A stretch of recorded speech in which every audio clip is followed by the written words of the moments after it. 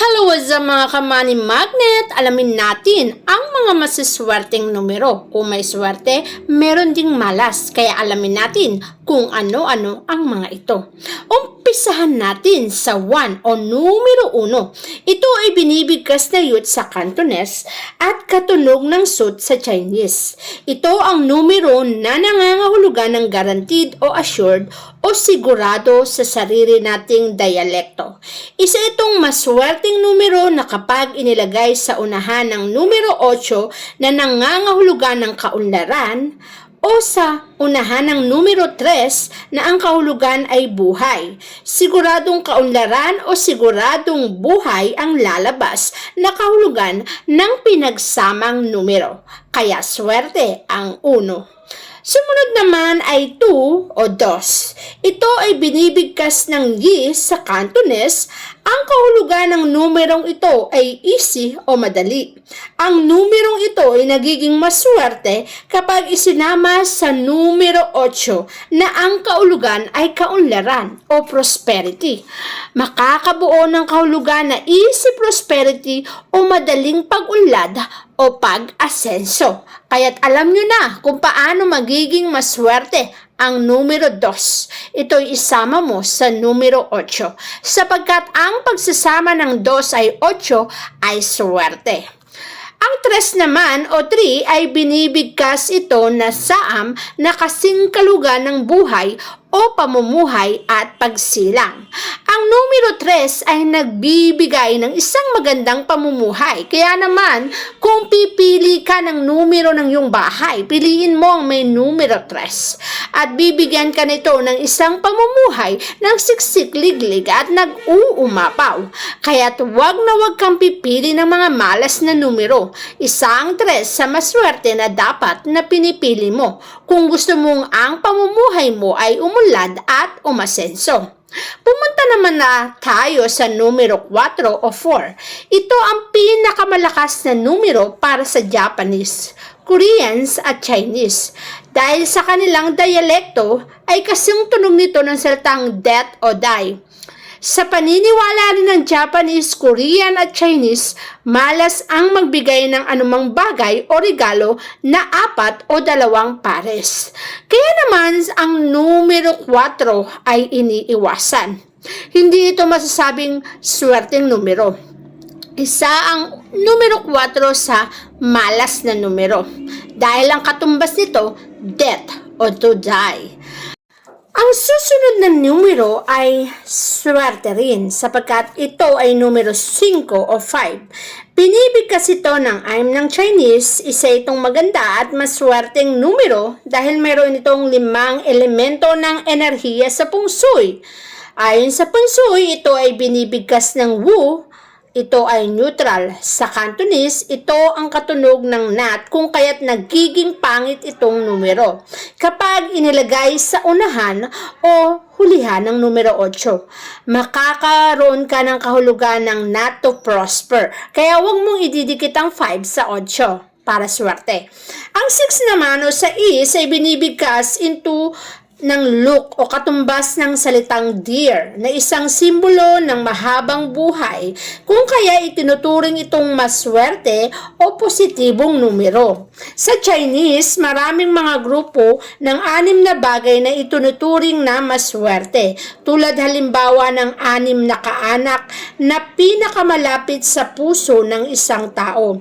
6 na ugat na pagnanasa na kailangang padalisayin ng isang lalaki bago siya maging isang monghe. 6 na inklinasyon o hilig, kaya naman swerte din ang 6. Pagdating naman sa 7, binibigkas ng truth kasing sunog ng salitang suit na ang katumbas na kahulugan ay guaranteed o assure, tiyak o sigurado. Isa din itong positibong maswerteng numero sapagkat ang numero 7 ay lucky 7 kung tawagin. Kaya naman kapag ito ay idinikit mo sa pangalan ng negosyo negosyo mo, sa tindahan mo, sa business mo, o maging sa tahanan mo, ang lahat ng ito ay siswertihin. Kaya naman kung nagnanais ka ng lucky sa buhay mo, gamitin mo ang Lucky 7 para swerte.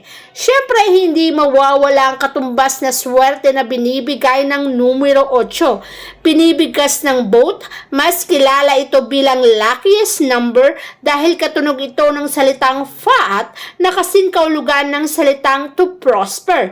Ang Confucianism at Buddhism ay may 8 embles o simbolo o sagisag. May 8 gilid ang bagwa. Ang Qing may 8 pillars o heaven. Kaya naman ang numero 8 ay infinity kung kaya't walang katapusan ang swerteng maibibigay ng numero 8 sa buhay mo. Katumbas ng numero 8 ay swerte rin ang numero 9. Itunuturing na isang phrase tulad ng chong chong go go o kaya ay long long 99. Ang numero 9 ay square of 3 na kinukonsiderang isang mabisang numero. Ngunit para sa mga Japanese, ang numero 9 ay inuugnay sa pagdurusa. Kaya mayroon ding negatibong konotasyon ang numerong ito. Kaya naman kung gusto mo ng swerte, iligay mo to sa maswerteng lugar kung saan nagbibigay ng success.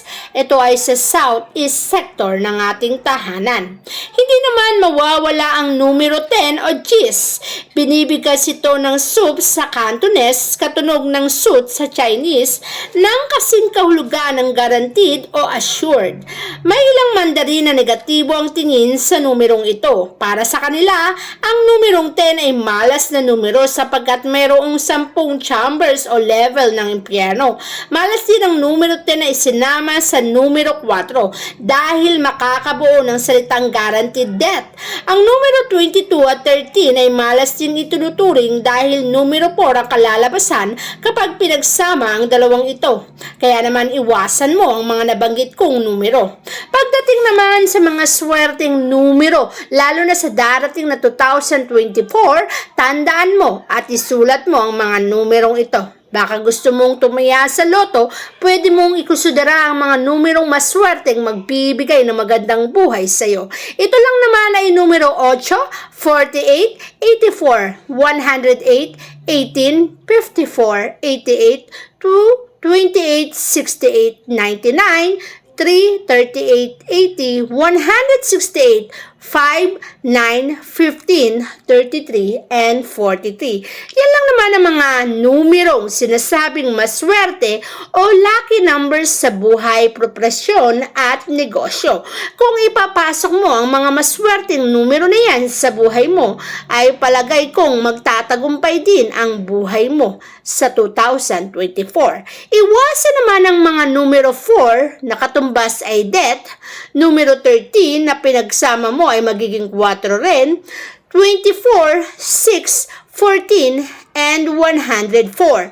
Yan ang mga numerong sinasabing negatibo ang inilalabas o malas na numero. Iwasan mo ang mga numero na yan lalo na sa mga transaksyon na ginagawa mo o maging sa negosyo para maiwasan mo rin ang dulot na kamalasan nito sa buhay mo.